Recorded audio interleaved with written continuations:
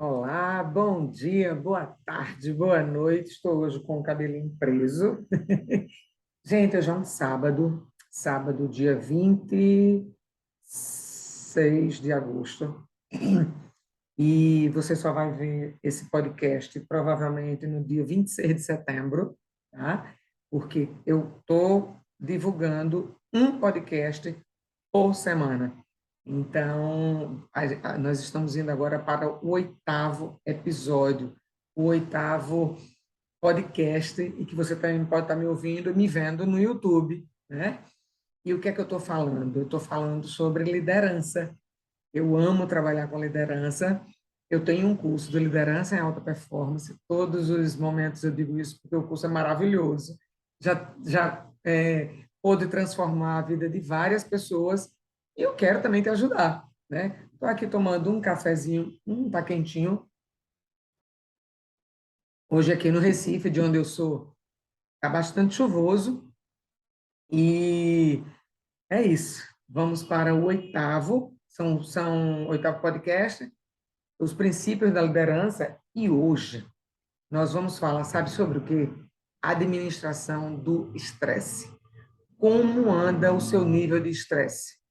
Hoje nós temos várias situações, né, acontecendo a todos os minutos e o nível de estresse com as pessoas que eu conheço, que eu converso, é realmente muito alto. Então, assim, o que é que você está fazendo para que esse estresse diminua? Qual o seu traço de caráter que pode estar mais na dor devido ao estresse que você está passando? E qual o motivo pelo qual você está passando, ok? Então, oitavo podcast, vamos trabalhar o oitavo princípio da liderança, falando sobre administração do estresse. E para quem não está me vendo agora, nós já temos 7 episódios atrás. E eu sempre digo, eu estou trabalhando aqui ó, com a Bíblia do Executivo, ok? Eu sou cristã e eu faço referência, eu achei essa Bíblia, na verdade, uma amiga minha me falou sobre ela e ela é extraordinária. E aí eu digo, não, por que não pegar os ensinamentos que tem na Bíblia para transformar isso, para ajudar as lideranças no Estado, no país, no mundo, porque eu não sei de onde é que você está me vendo. Ok? Mais um cafezinho para aquecer a voz, para deixar aqui tudo quentinho, para ficar melhor. Vamos lá? Vamos lá. Esse estudo agora que eu vou fazer, ele está baseado no livro de 1 Samuel 18, 6, 11. Olha, eu sempre também digo isso, independente da tua religião, eu não vou falar que não é religião, eu estou falando aqui de grandes é, profetas que passaram, né, nessa história bíblica. Eu sou cristã e creio demais em Deus, creio em Jesus Cristo, mas eu quero dizer para vocês que na Bíblia, que é um livro de sabedoria, o livro inteiro é cheio de sabedorias, e esse profeta Samuel tem algo muito importante para nos deixar aqui em relação ao estresse. Beleza? Simbora? Vamos lá. Em seu livro Shoulder to Shoulder, Ombro a Ombro, Rodney L. Cooper define estresse como a reação do sistema nervoso simpático a uma ameaça percebida ou real. Ou seja, uma ameaça que eu estou percebendo que isso pode acontecer ou algo que verdadeiramente já está acontecendo e aí se torna ela real, né?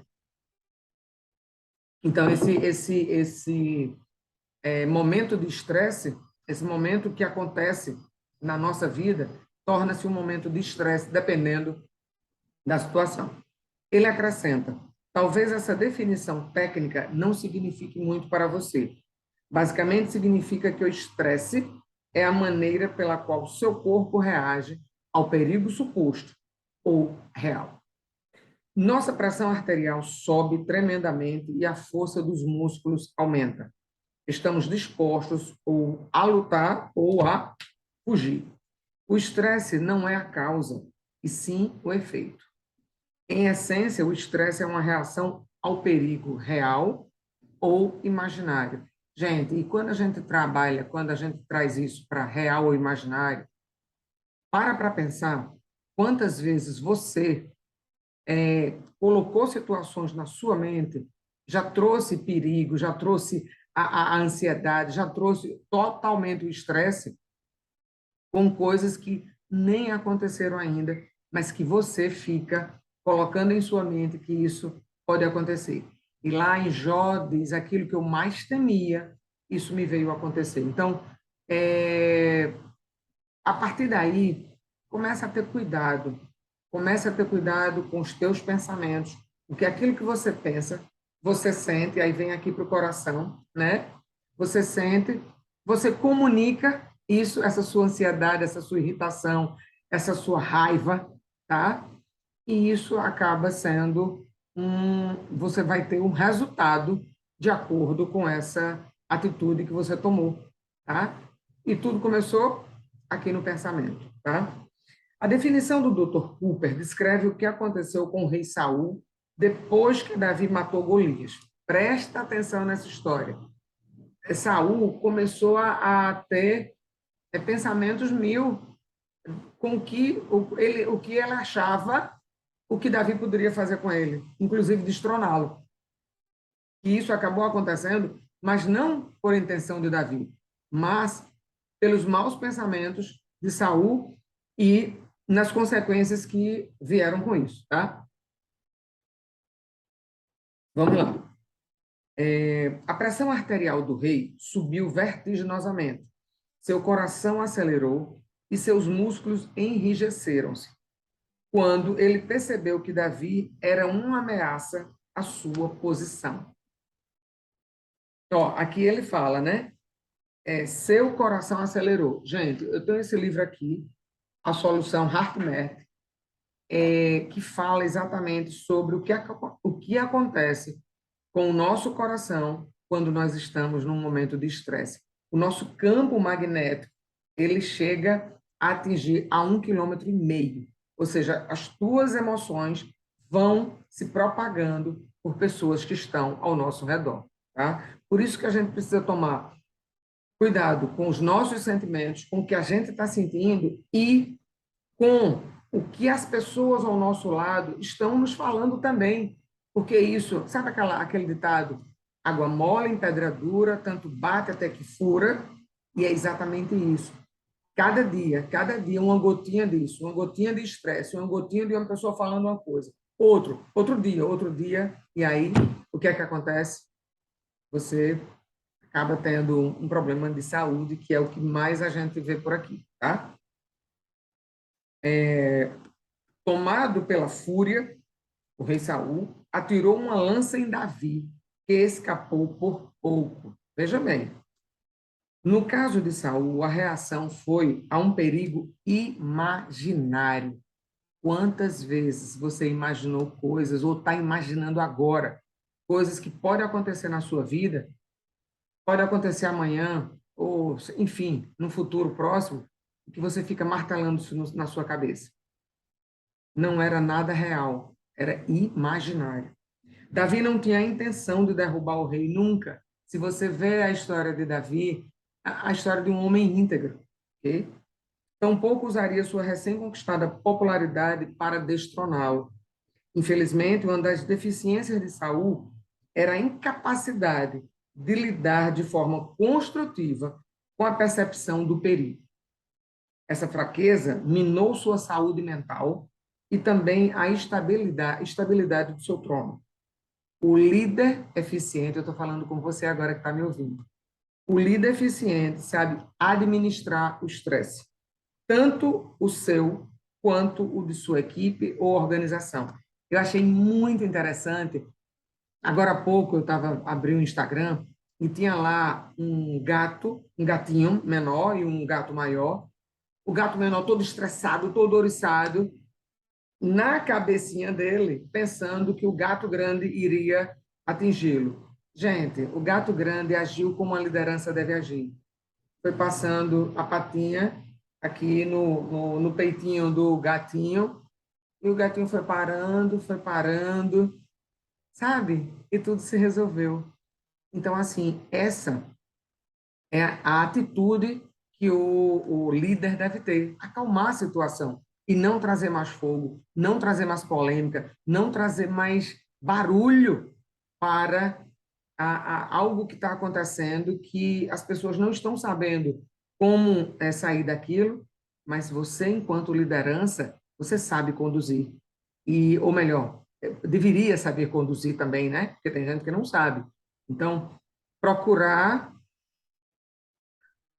respirar, eu tenho certeza que não é fácil, que é desafiador em momentos assim de você ter que tomar uma decisão rápida, tal, você,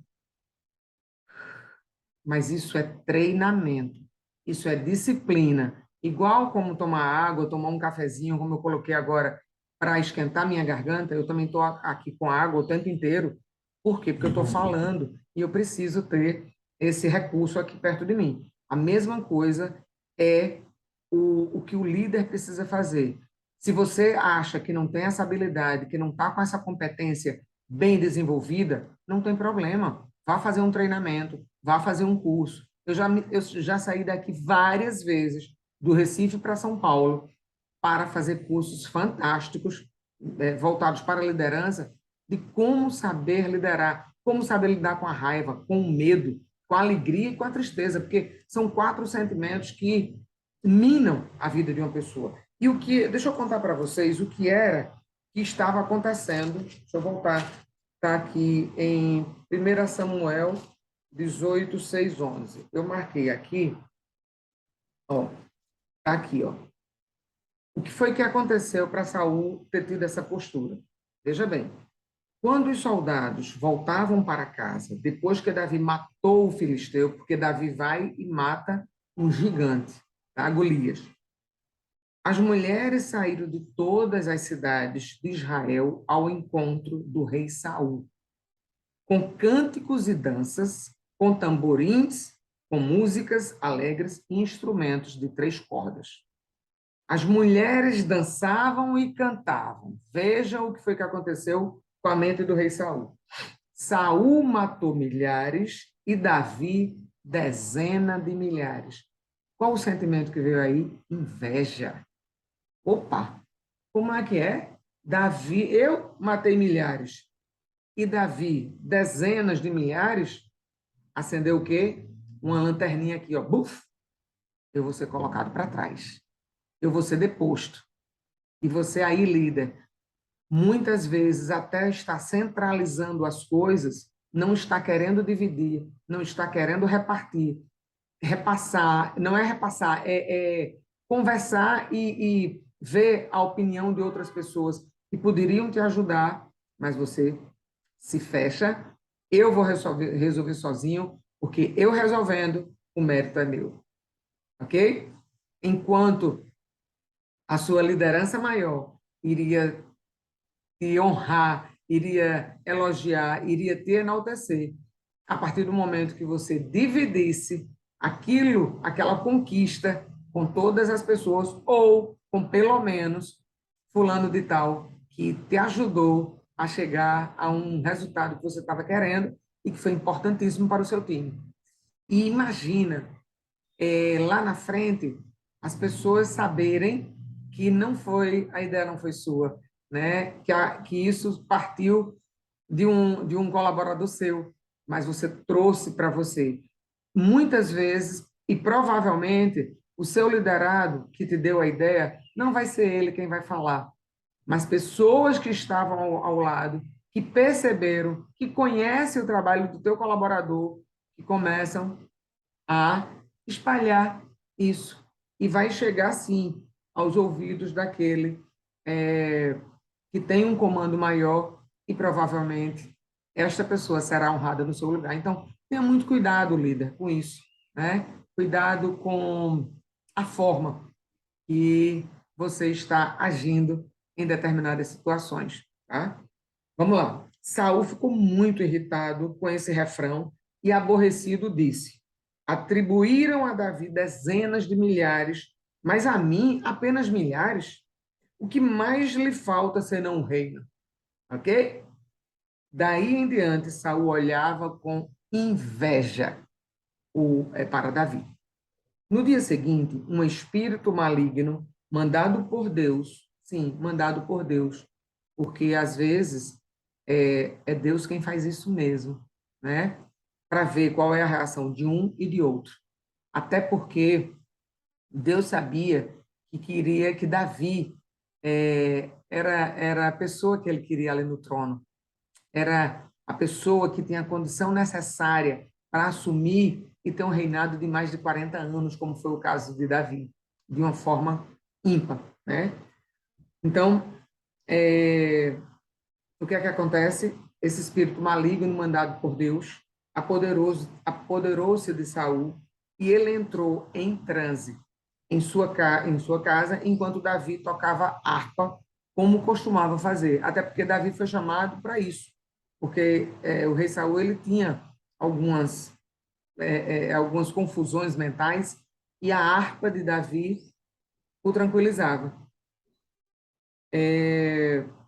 E aí Saul estava com uma lança na mão e a atirou, dizendo: encravarei Davi na parede. Mas Davi desviou-se duas vezes. E aí a história deles, a história de Samuel, de Saul e de Davi, ela vai até mais para frente e é maravilhosa. E se você tiver condições, leia, porque você vai ter lá um ensinamento muito grande sobre liderança, sobre inveja, sobre as coisas que acontecem quando você tem um futuro, né, magnífico em relação a eu posso ser o próximo gestor daqui, eu posso ser o próprio diretor daqui e às vezes ou você se sabota ou alguém está sabotando você para que você não ganhe esse cargo, ok? Então vamos lá. Então, isso que foi que nós vimos.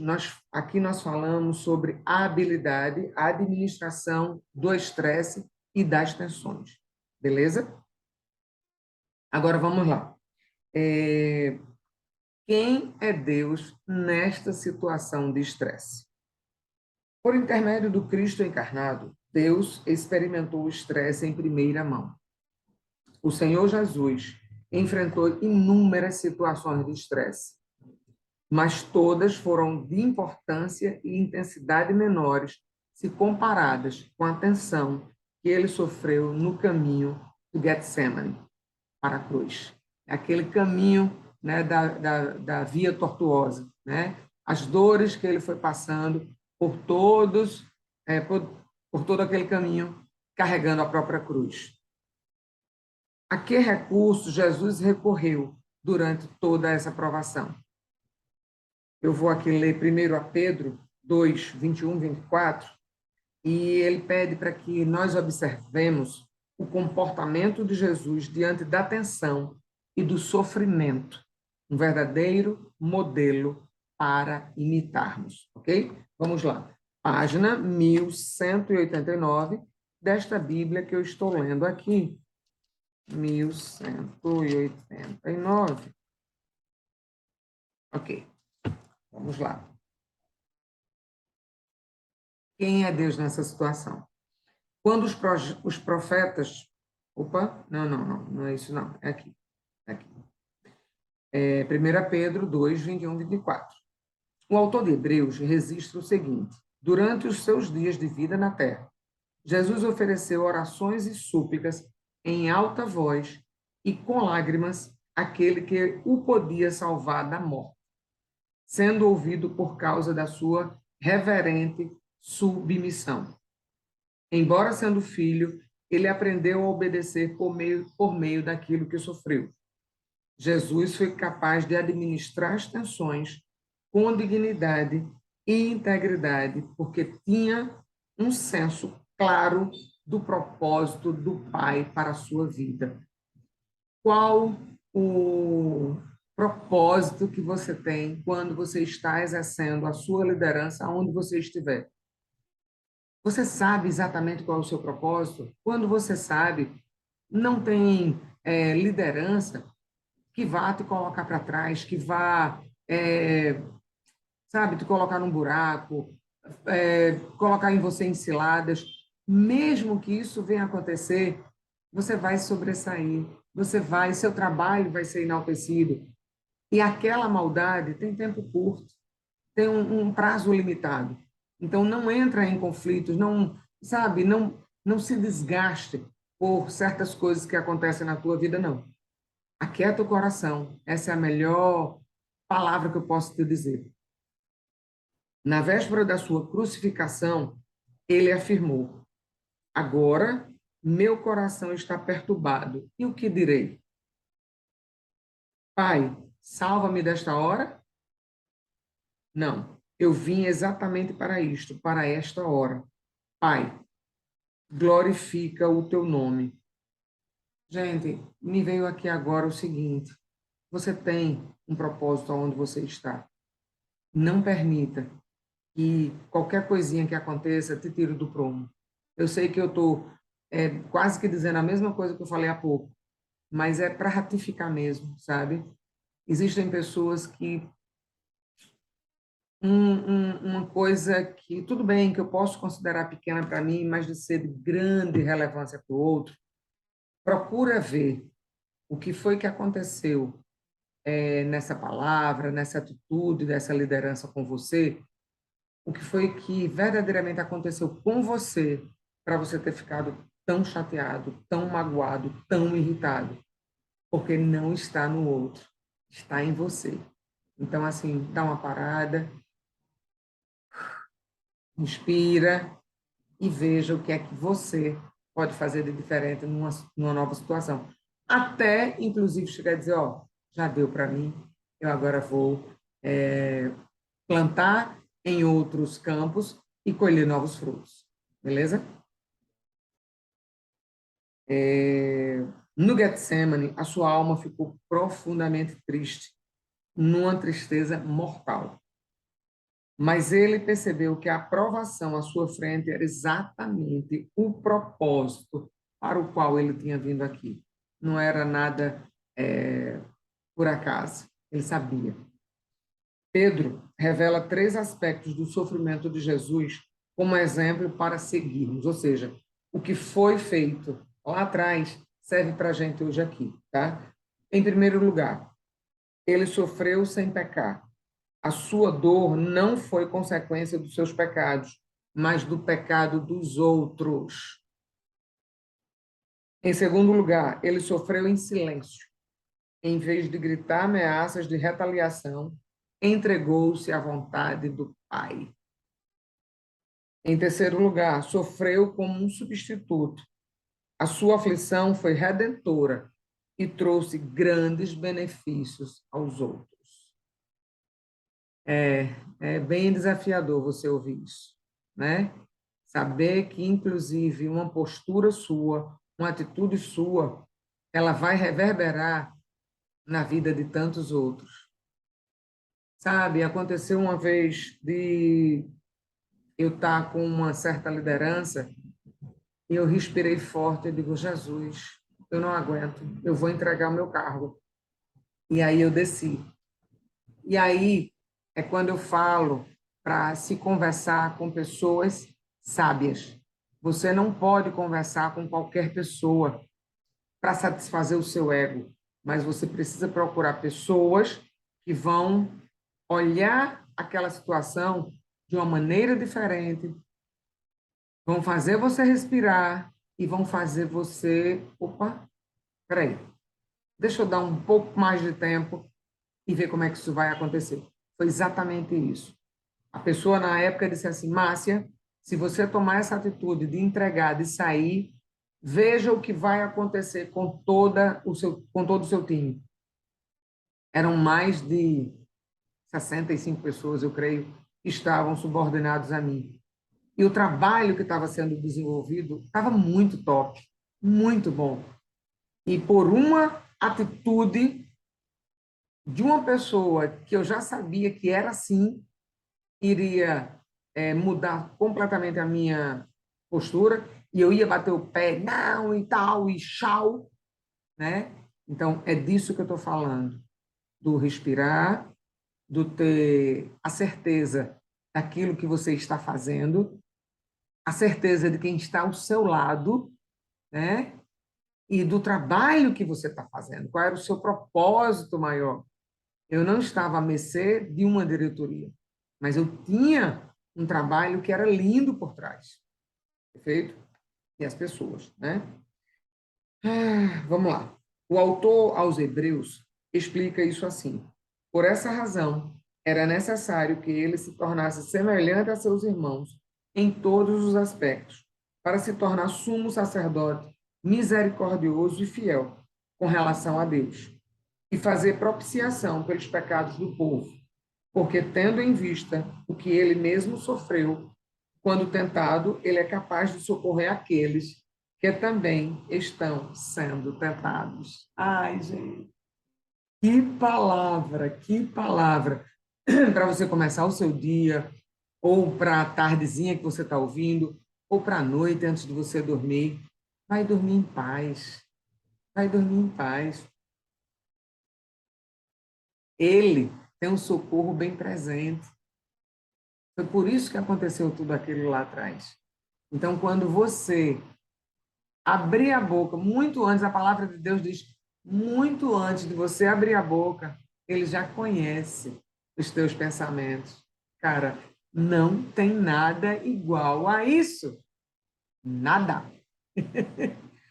O único túmulo que está vazio é o dele. Todos os outros têm alguma coisa lá dentro. Ou já teve. Hoje talvez seja só o pó, verdadeiramente. Mas o dele está vazio. Ok? Esse pigarrinho é a fala, né? Então, é a hora, ó. Eu estou abrindo aqui, para quem não está me vendo, estou abrindo minha garrafinha e tomando água, que é um outro aspecto da disciplina, que a gente já tratou aqui. Agora, nós vamos falar quem sou eu nessa história toda, quem é você. Vamos lá. Alguns associam o trabalho a desafios estimulantes, criatividade, produtividade, desafios positivos, significado, orgulho das realizações e relacionamentos agradáveis. Outros associam-no à labuta, fadigante, futilidade, injustiça, falta de alegria e mal-estar. Nós vamos ler agora Eclesiastes. E aí eu lembro que tem um livro que diz o seguinte, que Eclesiastes é o livro mais mal-humorado da Bíblia, e realmente é. É bem mal-humorado ele. Foi escrito por Salomão e é um livro onde ele faz muitas reflexões da vida, né? E tudo, aí ele fala que há tempo para tudo, e ele diz também no final que tudo é vaidade. E se a gente for parar para ver, tudo o que transcorre na nossa vida é vaidade, né? Então vamos lá. Eclesiastes 2, 17 a 26, página 612. Página 612 é no Antigo Testamento, tá, pessoal? Um pouquinho de Bíblia para vocês. Eu amo a palavra 612. Pronto, marcadinho. Ui, vamos lá. Quem sou eu? Aí aqui fala o seguinte: a Bíblia representa conceitos aparentemente confusos quanto à natureza e o valor do trabalho. De certa perspectiva, ela descreve o trabalho como um meio de expressão e de provisão, capaz de fazer o ser humano se sentir satisfeito e realizado. Deus ordenou que a realização fosse encontrada no trabalho já antes da própria queda. O Senhor Deus colocou o homem no jardim do Éden para cuidar dele e cultivá-lo. Mas a Bíblia também ressalta que o trabalho pode ser uma fonte de sofrimento, opressão, enfado e infelicidade. Você agora que está me ouvindo pode estar passando por isso. E eu recebi uma moça, uma mensagem de uma amiga, né? E engraçado, Eu a conheci aqui na internet e ela mandando para mim, Márcia, eu estou num momento muito chato, muito infeliz. O meu chefe, né? É, entrou uma pessoa nova no time lá e ele está me massacrando, ela está colocando ele contra mim, eu contra ele, e como é que eu faço, tal. Então, assim, você pode estar passando por essa situação também. Então, vamos lá. O trabalho tem sido manchado pela natureza humana por causa do orgulho, da inveja, da ganância, da corrupção, o quanto a gente tem visto isso aqui, e da tendência que temos de tirar proveito do esforço alheio. Assim, muitos veem o local de trabalho como uma arena. Sabe o que é uma arena? Onde você vai ali para matar ou para morrer, marcada pela frustração contínua e por um estresse muito, muito prejudicial. Em Eclesiastes 2, encontramos uma posição intermediária que reconhece tanto as alegrias quanto as dores do trabalho. O mestre diz que devemos evitar os dois extremos.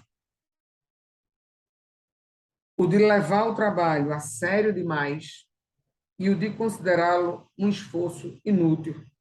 Então, assim, tem gente, ai meu Deus, quantas pessoas eu já conheci que ficam 9, 10, 11, 12 horas no trabalho e querem imputar esse comportamento aos outros seus colaboradores. Muitas vezes, eu vou deixar esse alerta aqui para você, todo excesso tem uma falta. Então, essa pessoa que fica não sei quantas horas a mais do seu trabalho e diz que é porque é engajado, não. Procura ver como é que está a situação da vida desta criatura em casa. Com a mulher, com os filhos, com ele mesmo. Quantos amigos essa pessoa tem? Qual o esporte que ele vem fazendo? Provavelmente nenhum. Provavelmente nenhum. E aí quer imputar essa violência, porque é uma violência, aos outros colaboradores. E aí vem, olha, se você não fizer isso, você vai sair do time. Porque todo mundo, aí vem essa quantificação, todo mundo faz isso.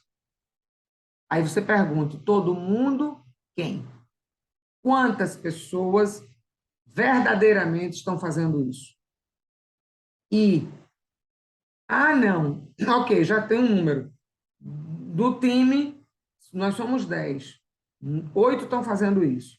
Começa a ver a vida desses 8. Começa a ver. Provavelmente você vai ter uma grande surpresa de perceber que essas 8 pessoas estão bastante frustradas, irritadas, não estão tendo vida pessoal, não estão tendo vida social, não estão se amando e por aí vai. E vai gerar, não só nela, quanto no entorno, um estresse, um problema seríssimo de saúde para cada um. Tá? O mestre diz que devemos evitar os dois extremos. O de levar o trabalho a sério demais, como eu falei, e levar como se fosse um esforço inútil. Vamos lá. Portanto, por um lado, para o homem não existe nada melhor do que comer, beber e encontrar prazer em seu trabalho. Gente, não tem coisa melhor, não, do que você passar um tempo no trabalho. Como eu estou aqui agora, hoje é sábado, né? E eu estou gravando esse podcast. Por quê? Porque eu amo o que eu faço. Eu sou empregada pública também, então, muitas vezes, o único horário que eu tenho para atender é finalzinho de tarde ou à noite, ou então agora nos sábados, ok? Então, assim, e eu faço isso com o maior prazer, a maior satisfação do mundo. Ontem à noite eu estava jogando BT, que é o beach tênis que eu jogo. De manhã cedo, vôlei de praia também com BT. Então, assim, e antes de ontem, eu estava com um grupo de 9 mulheres, a gente reunido comemorando a vida. Então, perpassar pelas áreas da vida e ver como é que você está vivendo cada uma. Se eu passo 9, 10, 11, 12 horas no trabalho, eu não estou tendo tempo para mim, eu não estou tendo tempo para os meus filhos, eu não estou tendo tempo para o meu cônjuge, eu não estou tendo tempo para os meus pais, eu não estou tendo tempo para os meus amigos, eu não estou tendo tempo de recarregar a bateria, sim, recarregar a bateria, de ler um bom livro, né? Eu Aí, se eu for mexer nas minhas finanças, provavelmente eu vou começar a utilizar parte do meu dinheiro para que eu tanto fui atrás, que eu tanto poupei. Sabe para quê? Para recuperar minha saúde. Então, vamos ser o mais sistêmicos possível, né? Em relação a cuidar das nossas áreas da vida, tá? Mas por outro lado, o mestre lamenta. O trabalho que se faz debaixo do sol pareceu-me muito pesado. Então, tem o lado, né, de beber, encontrar com os amigos, tal, tal, tal, que é maravilhoso, e tem o outro lado também que fica ali debaixo do sol, ou horas e horas, e que também isso parece muito pesado. E tudo isso ele diz que era correr atrás do vento. Gente, essa reflexão de Eclesiastes, independente da sua idade, é importante que seja feita. Até que ponto o que eu tenho feito hoje está me levando ou vai me levar para um caminho lá na frente de regozijo, né? De poder curtir de uma forma tranquila tudo aquilo que eu plantei. Será? Essa paradinha foi para a água, viu, pessoal? Então, assim, começa a analisar a tua vida, como é que tá, ok? Unindo ambas as partes, podemos observar que um elemento chave da administração do estresse e das tensões é a satisfação realista no trabalho, enquanto se evita a armadilha de fazer dele um ídolo. É aquela história. Pega o teu trabalho, coloca no pedestal e ele passa a ser teu ídolo. Eu mato e morro pelo meu trabalho. Depois, o que é que vai acontecer? Algo acontece com você, você adoece ou você morre, e aí, imediatamente, um headhunter já foi, já pegou outra pessoa no mercado, e pronto. E continua a vida, vida que segue. Unindo, cadê? Já li, tá? Não devemos nos apegar demais ao trabalho, pois nossa verdadeira fonte de significado e segurança está em Deus, não no que fazemos. Gente, tem a pirâmide do ser, fazer e o ter. Então, a base da pirâmide é quem eu sou. Você precisa entender, conhecer quem você é. Quem é Márcia? Quem é Ana? Quem é Joana? Quem é Roberto? Quem é Paulo? Quem é Davi? Quem você é? Qual é a sua identidade? Eu sei quem eu sou. Eu sou a imagem e semelhança do meu Deus. Eu posso qualquer coisa naquele que me fortalece. Eu posso. Eu sei quem eu sou. A minha identidade foi marcada, registrada, me dada antes mesmo do ventre da minha mãe. Então, meu pai e minha mãe pensaram que, ah, pronto, agora é a época da gente engravidar. Não, não, bobinhos. Deus já tinha planejado algo para a minha vida. Independente de pai, de mãe, e na palavra de Deus, inclusive, para você que está passando talvez uma crise, ou por falta do seu pai, ou por falta da sua mãe, gente, mesmo que o pai fale, mesmo que a mãe fale, ou o pai tenha morrido, a mãe tenha morrido, você tem a ele. Ele nunca vai te abandonar. Ele diz isso. Eu nunca vou te abandonar, minha filha, meu filho. Pensa nisso, ok? Agora nós vamos para Como funciona isso? Nós já vimos a administração do estresse em relação e das tensões. Aí vimos a habilidade, vimos quem é Deus nessa situação, quem sou eu agora. Beleza? Não, quem sou eu? Não, acabei de ver e agora vai ser como funciona tudo isso. Vamos lá. Todos nós precisamos de técnica para administrar o estresse. Faz parte da condição humana. Hans Selye, o grande pesquisador desse mal, distingue 3 tipos de estresse: o útil, o neutro e o prejudicial. Em Filipenses 4, 4 a 9, Paulo ensina-nos a usar a pressão a nosso favor. Então, vamos lá? Aí ele diz, a leitura desse texto, que também é a leitura de hoje, é imprescindível a todo líder sob pressão.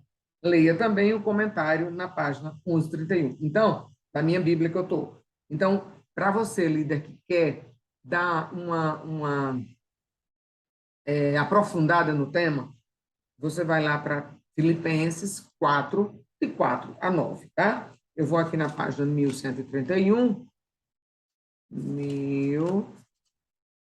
Vamos lá. Opa. 1131, tá aqui.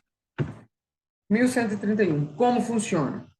O estresse é um fenômeno complexo e perigoso em potencial.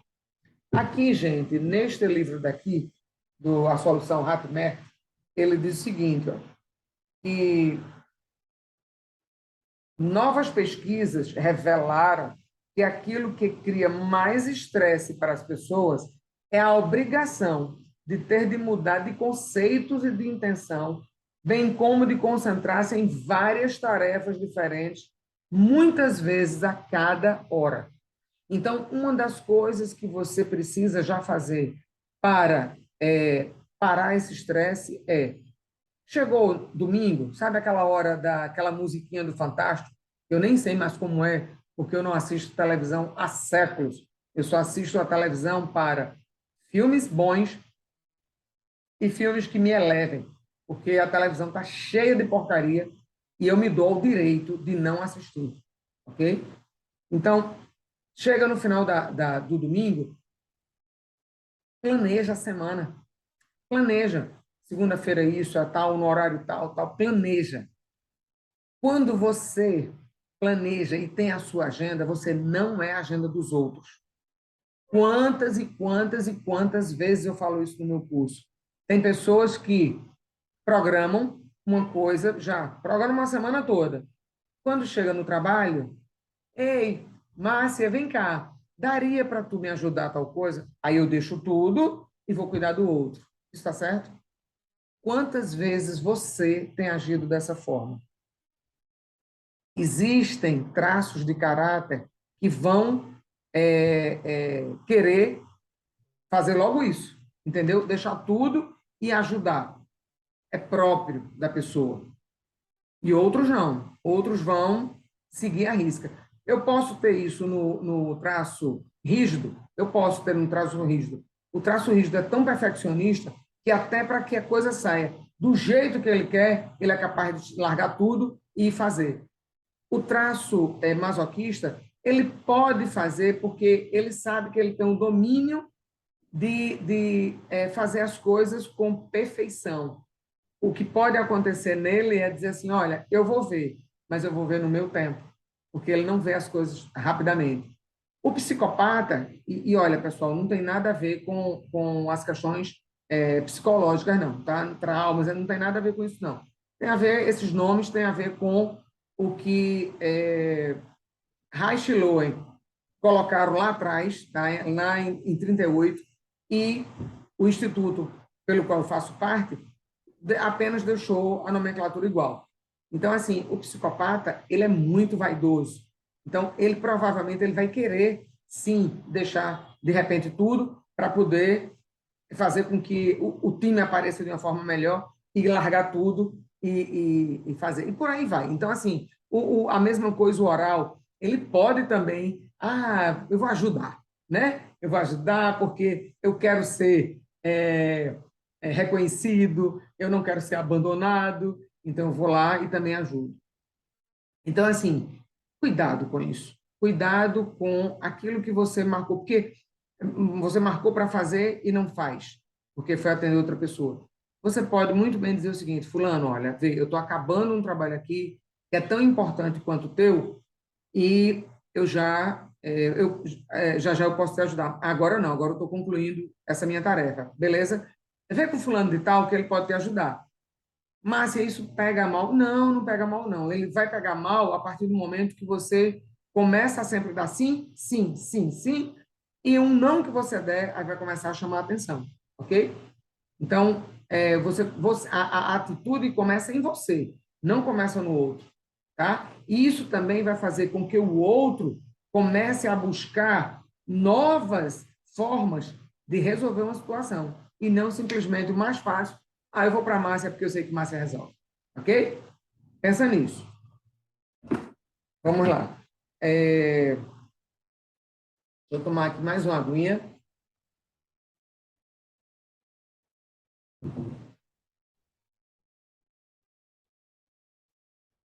Vamos lá. O apóstolo Paulo oferece ajuda aqui não para a administração do estresse, mas para evitá-lo. Antes de você descartar Paulo como um reformador irrealista, lembre-se de que o trabalho dele gerou uma pressão enorme, enorme. Evitar o estresse não significa evitar a pressão. Paulo conseguiu realizar mais na sua vida do que a maioria das pessoas consegue imaginar ou sonhar. E ele fez isso sob tormento constante e diante de fortíssima oposição. Gente, Paulo foi aquele que no caminho de Damasco, ele teve um encontro transformador com Deus. Ele era perseguidor dos cristãos, ok? E quando ele estava indo no caminho de Damasco, Jesus aparece para ele, o Deus vivo aparece. E ele tem uma transformação. Ele fica cego por 3 dias. Sabe, às vezes, quando eu reflito nesse tema, ele ficou cego. Ele precisou não ficar vendo as coisas que estavam passando em sua frente para ouvir a voz de Deus, ouvir o seu coração, ouvir também o que estava acontecendo, mas com esse tampão nos olhos, ele conseguiu apurar mais para ouvir o que Deus ia falar para ele, entendeu? Então, muitas vezes é necessário eu me fazer de cego para não enxergar certas coisas, ouvir mais com atenção, para que eu possa professar a palavra, seja ela qual for, de uma maneira com mais sabedoria. Muitas pessoas mentiram acerca dele. Ele foi aprisionado injustamente. A carta dos Filipenses foi escrita da cela de uma prisão. Mais tarde, ele foi executado por causa do seu trabalho. Paulo, com certeza, sabia o que era pressão, mas ele também sabia o que era cumprir uma missão. Não tem isso, né? Missão dada, missão cumprida. Mas a que preço essa missão foi cumprida? Ontem eu estava conversando com uma amiga, duas amigas, na verdade, e uma delas cuidava de uma regional, cuidava de 11 estados. Acho que era mais ou menos isso. Um estresse violento, né? Ela vive na ponte aérea e ela é uma pessoa, ela é rígida, ela não gosta de rotina, porque o rígido não gosta de rotina, mas ela chegou a um ponto que estava desejando a rotina, porque ela está numa inconstância o tempo inteiro, né? E sob pressão. Paulo, com certeza, sabia o que era pressão, mas ele também sabia o que era cumprir sua missão. Por isso, ele é tão qualificado para ajudar os líderes de hoje a suportar a pressão sem ficarem aleijados ou até serem eliminados pelo estresse, que tão frequentemente acompanha as tensões. Paulo ensina 4 princípios nesse trecho.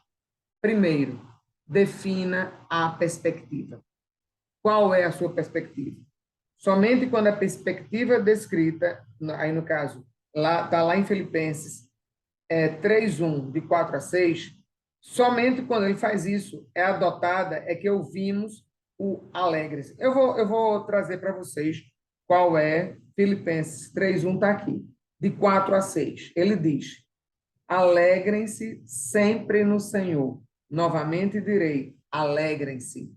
Então, a alegria é uma das características, a primeira forma de você lidar com o estresse. Buscar a alegria naquilo que está acontecendo. Ok? De 4 a 6. Aí vem, seja a amabilidade de vocês conhecida por todos. Imagina, se você sai batendo em todo mundo porque está estressado. Seja amável nesse momento. Perto está o Senhor. E a terceira, não andem ansiosos por coisa alguma, mas em tudo pela oração e súplicas e com ação de graças apresentem seus pedidos a Deus. Eita, Senhor, quantas vezes eu estou numa situação de estresse e eu, peraí, deixa eu ir aqui. Eu geralmente costumo dizer, entro no meu quarto, me fecho e faço isso. Mas pode ser num banheiro, pode ser numa sala que não tenha ninguém, pode ser em qualquer lugar que você tenha comunhão. Gente, o véu foi rasgado. Eu não preciso mais de intercessor nenhum. Eu converso com meu pai e pronto. Eu lembro de um dia que eu estava fazendo, eu tinha que aplicar uma ferramenta numa sessão de coach e essa pessoa já era a 10ª sessão, estava muito desafiador o trabalho. Eu disse, Senhor, eu me tranquei realmente no banheiro, de onde eu fui atendê-la. Eu me tranquei, eu digo, pai, eu tenho essa ferramenta e eu tenho essa. O que é que eu faço? Gente, quando eu subi, que ela começou a falar, eu digo, fale para mim isso. Aí ela começou a fazer perguntas, né? Quando foi, acho que na terceira pergunta, eu digo, não, já sei qual é a ferramenta. E aí foi transformador para a vida dela, para a minha vida também, pelo depoimento que ela deu e o que me causou depois de consequências boas, né, em relação a isso, as procuras, enfim. Então, fica atento a isso, tá?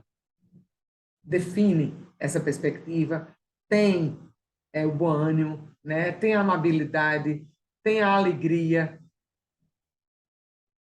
e assim, entrega, entrega para ele. Segundo, seja amável. Certa vez alguém comparou uma pessoa sob os efeitos do estresse com um carro em que o motorista pisa com um pé no acelerador e com o outro no freio.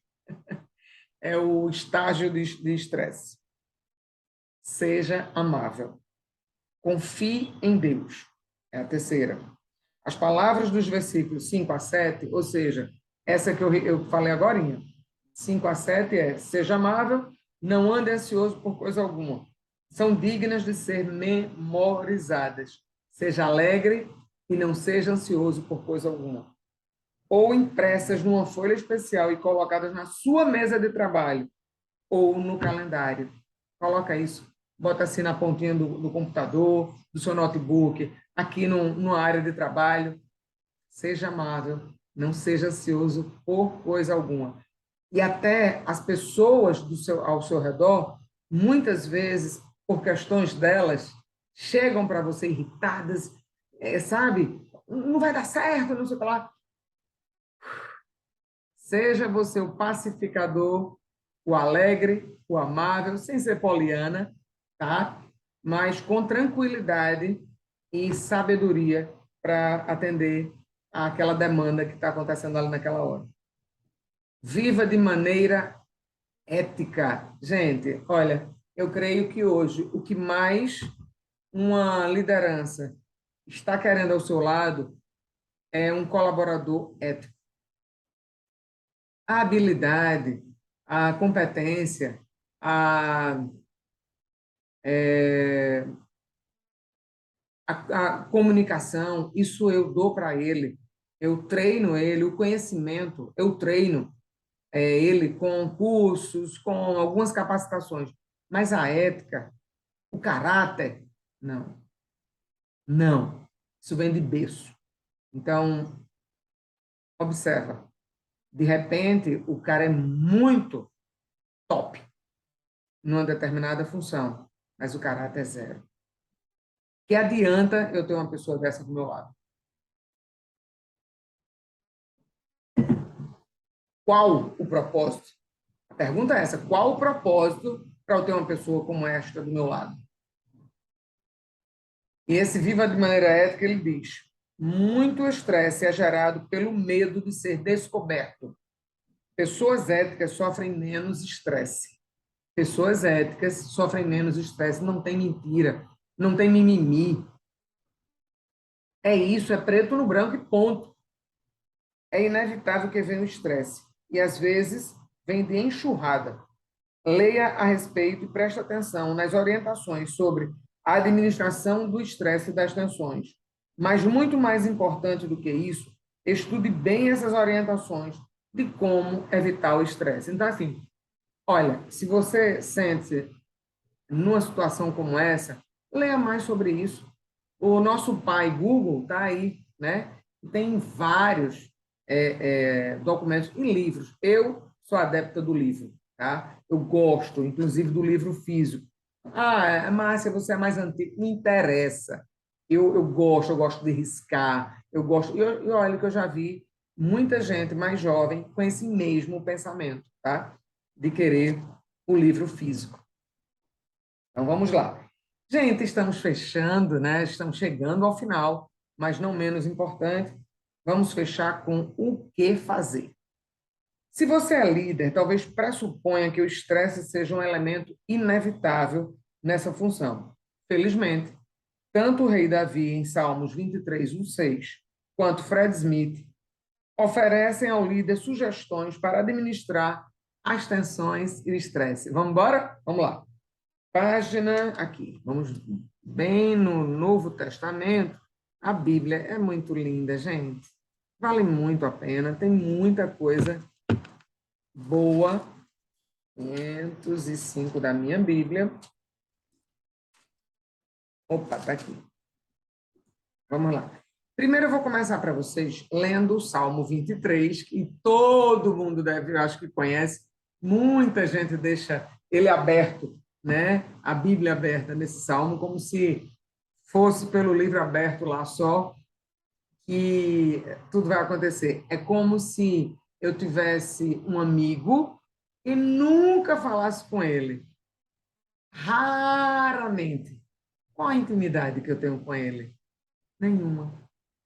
Intimidade eu tenho quando todos os dias, de noite e de dia, eu tenho esse relacionamento com essa palavra, né? É a mesma coisa, eu estou fazendo um treinamento, eu quero aprender a ser um líder melhor. Eu tenho que ter aulas, eu tenho que treinar, eu tenho que me capacitar todos os dias e buscar isso. Então vamos lá, Salmo 23. O Senhor é o meu pastor, de nada terei falta. Em verdes pastagens me faz repousar e me conduz a águas tranquilas. Restaura-me o vigor, guia-me nas veredas da justiça, por amor do seu nome. Olha, eu quero dizer que esse salmo, ou a Bíblia inteira, ela tem várias versões, tá? Essa versão daqui. Tem outra versão que eu estou lendo, outra Bíblia, é um outro texto, é bem parecido, mas tem outra forma de dizer. Mesmo quando eu andar por um vale de trevas e morte, não temerei perigo algum, pois tu estás comigo. A tua vara e o teu cajado me protegem. Preparas um banquete para mim, à vista dos meus inimigos. Tu me honras, ungindo a minha cabeça com óleo e fazendo transbordar o meu cálice. Sei que a bondade e a fidelidade me acompanharão todos os dias da minha vida e voltarei à casa do Senhor enquanto eu viver. Gente, essa é a certeza, é um salmo de Davi, tá? Como ele chama aqui, Salmo Davídico, tá? Que foi escrito por Davi. a certeza plena que o Senhor o estava o guiando por onde ele estivesse, no vale de sombra da sombra da morte ou nas melhores situações. Aí aqui vem, o líder sob a imensa pressão de identificar e resolver problemas pode rapidamente atingir altos níveis de estresse. Neste salmo que eu acabei de ler, Davi, que enfrentava constante pressão, conta a seus leitores onde encontrava conforto e segurança. Aonde? Nas mãos do Senhor. Este salmo transmite segurança a qualquer pessoa, em qualquer momento, mas especialmente quando estamos sob tensão. Fred Smith oferece aos líderes que precisam administrar as tensões do dia a dia esta valiosa orientação. O primeiro passo em direção ao estresse saudável é definir o problema. Defina o problema. Saiba o que é que você tem na mão. Quando aquilo não está sob o seu controle, não é seu problema. Então, tem muita gente se apegando a um problema que não é seu, que não vai estar na sua mão para resolver. Então, assim, a primeira coisa é defina o problema. A melhor definição do problema que eu já ouvi é que problema é algo com que posso fazer alguma coisa. Se eu não posso fazer, prio não é o meu, não é meu, é para outra pessoa. Perfeito?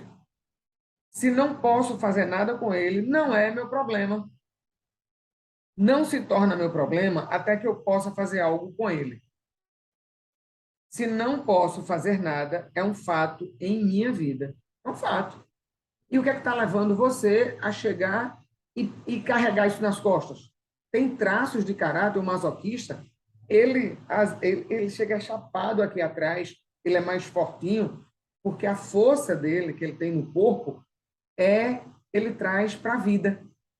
Eu tenho que carregar esse peso. Eu tenho que carregar minha família, eu tenho que carregar o meu marido nas costas, eu tenho que carregar o amigo ou os amigos nas costas. Então, assim, cuidado com isso. E se você for um auto-masoquista, precisa ter atenção e ver até que ponto essa situação que está acontecendo é verdadeiramente o seu problema. Talvez não tenha nada a ver com você. E a pergunta é, o que é que você está querendo nesta situação? Pode ser reconhecimento, sim. Pode ser o medo de eu vou fazer com tanta perfeição que eu sei que não vai dar problema nenhum. Então, eu faço. E aí eu faço, e vem tudo para mim, porque eu sou top, para não dizer outra palavra, né? E sou eu quem pode carregar a turma toda na lombada aqui, ok? Vamos lá.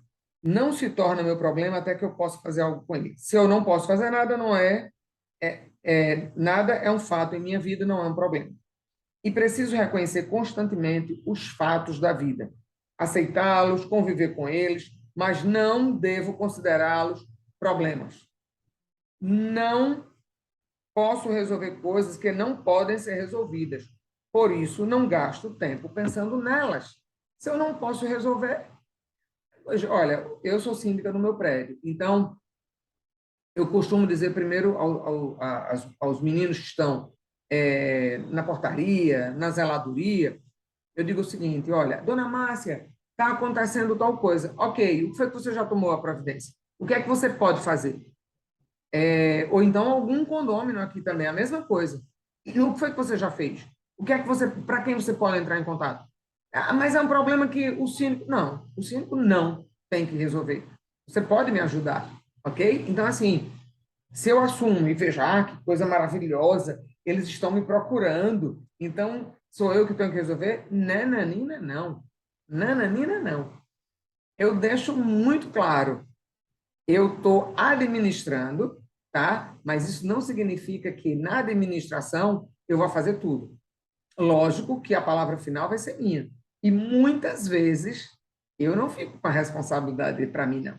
Eu reúno o conselho fiscal e vou tomar as melhores decisões junto com eles, ok? Vamos lá. Os fatos de nossa vida estão nas mãos do pastor. Ele os administra para que concentremos nossa atenção nas coisas que nos deu para fazer. O que é que você tem que fazer hoje? Qual é a sua função, a sua missão hoje? No seu trabalho, na sua casa. Márcia, hoje é lavar os pratos, porque não tenho nenhuma pessoa hoje que está aqui na nossa casa e minha esposa está com o meu filho, com o nosso filho. Ok, vai lavar os pratos. Preciso cozinhar também porque ela está dando atenção ao bebê.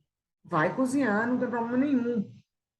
Não estou querendo, estou super estressado. Ok, vou chamar alguém para algum iFood da vida para almoçar. E está tudo resolvido, está tudo certo. Ok? Ele os administra para que nos concentremos no que ele nos mandou fazer. É em nossa tarefa que encontramos nossos problemas legítimos. Nas minhas tarefas, no que eu preciso fazer, no que eu tenho, no que eu escolhi, muito melhor dizer assim, no que eu escolhi fazer, que eu tenho que ir ali ver como é que eu posso resolver esses problemas. E os fatos da vida aumentarem. Vou repetir. Não. Se tentarmos ao mesmo tempo carregar nossos problemas e os fatos da vida, aumentaremos a pressão sobre nós mesmos e caminharemos para o estresse. Então, além de eu ter aquilo que eu preciso resolver, eu ainda vou arcar com todos os problemas de todo mundo. O que é que vai acontecer? Meu Deus, não aguento, eu estou tão cansada. E aí, esse mimimi, eu estou tão cansada. Isso é uma forma de buscar um reconhecimento para as pessoas dizerem, uau, coitadinha, coitadinho, como ela trabalha. Foi uma parada para água, tá? Eu estou aqui explicando que quem está me vendo, ok, está vendo que eu estou pegando a garrafinha e tomando água, mas quem está me ouvindo não está percebendo isso. Foi uma paradinha para água. Então é isso, tá? E o final, para a gente fechar, tem um texto para memorizar esta semana que é: sei o que é passar necessidade e sei o que é ter fartura. Aprendi o segredo de viver contente em toda e em qualquer situação, seja bem alimentado, seja com fome, tendo muito ou passando necessidade. Tudo posso naquele que me fortalece. Gente, com isso, nós encerramos o 8º podcast com esse tema Administração do Estresse. Eu espero que você tenha gostado. Compartilha, divulga, manda para mais pessoas. O meu intuito aqui é ajudar a cada um, ok? E se você tiver interesse, entre em contato comigo, o curso de Liderança em Alta Performance. Eu sou suspeita de falar, mas eu recebo muitos feedbacks dizendo o quanto foi maravilhoso para a pessoa que assistiu. Um beijo no coração e fica com Deus. Tchau.